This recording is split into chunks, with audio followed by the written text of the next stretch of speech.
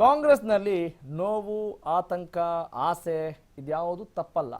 ಧರ್ಮಸಿಂಗ್ ಅವಧಿಯಲ್ಲಿ ನನಗೂ ಅವಕಾಶ ಸಿಕ್ಕಿರಲಿಲ್ಲ ಅಂತ ಜಲಸಂಪನ್ಮೂಲ ಸಚಿವ ಡಿ ಕೆ ಶಿವಕುಮಾರ್ ಹೇಳಿದ್ದಾರೆ.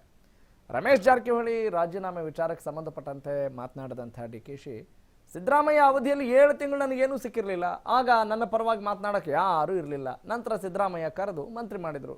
ಯಾರೂ ಅಸಮಾಧಾನ ಪಡೋದು ಬೇಡ, ಲಿಮಿಟ್ಸ್ ಇರೋದ್ರಿಂದ ಅವಕಾಶ ಸಿಕ್ಕಿಲ್ಲ, ಎಲ್ರಿಗೂ 2 ವರ್ಷ ಅಂತ ಮೊದಲೇ ಹೇಳಿದ್ದೇವೆ. ರಮೇಶ್ ಜಾರಕಿಹೊಳಿ ಎಲ್ಲರೂ ನನ್ನ ಸ್ನೇಹಿತರೆ, ಅವರು ವೆರಿ ಗುಡ್ ಬಾಯ್, ದುಡುಕಿ ಆ ರೀತಿ ಹೇಳಿರ್ಬೋದು, ಅವ್ರ ಜೊತೆ ನಾನು ಮಾತನಾಡ್ತೇನೆ ಅಂತ ಹೇಳಿದ್ದಾರೆ. ಇಲ್ಲಿ ಎಲ್ಲರೂ ಫ್ರೆಂಡ್ಸೇ. ರಮೇಶ್ ಜಾರಕಿಹೊಳಿ 80 ಜನ ನನ್ನ ಫ್ರೆಂಡ್ಸೇ. ಅಲ್ಲ, ವಿಲನ್ ಇದ್ದವ್ರನ್ನ ಹೀರೋ ಮಾಡಿದ್ರು, ಹೀರೋ ಇದ್ದವ್ರನ್ನ ವಿಲನ್ ಮಾಡಿದ್ರು. 4 ದಿವಸದಲ್ಲಿ ಯಾರು ವಿಲನ್ನು ಯಾರು ಹೀರೋ ಅಂತ ನಾನು ಹೇಳ್ತೇನೆ, ಬಟ್ ರಾಜೀನಾಮೆ ನಾನು ಕೊಡ್ತೇನೆ ಅನ್ನೋದನ್ನ ಸ್ಪಷ್ಟ ಮಾಡ್ಬೋದು. ನನಗೆ ಗೊತ್ತಿಲ್ಲ, ನನಗೆ ಪಾಪ ಇಲ್ಲ, ಸ್ವಲ್ಪ ಆವೇಶದಲ್ಲಿ ಮಾತಾಡ್ತಿದ್ದೆ. Is a very good boy, very large hearted.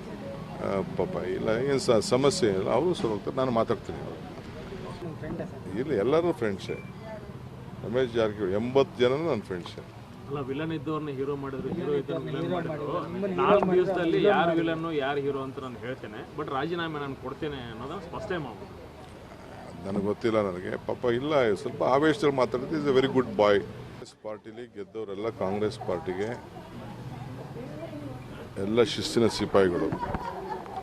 ನೋವು, ಆತಂಕ, ಆಸೆ ನಾವು ಯಾವುದು ತಪ್ಪು ಅಂತ ನಾನು ಹೇಳೋದಿಲ್ಲ.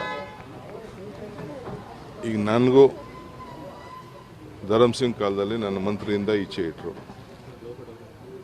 ನಾನು ದಮ್ ತಡ್ಕೊಂಡು ಕಾಂಗ್ರೆಸ್ ಪರಿಸ್ಥಿತಿಯನ್ನು ಅರ್ಥ ಮಾಡ್ಕೊಂಡು ಸುಮ್ಮನೆ ಇದ್ದೆ.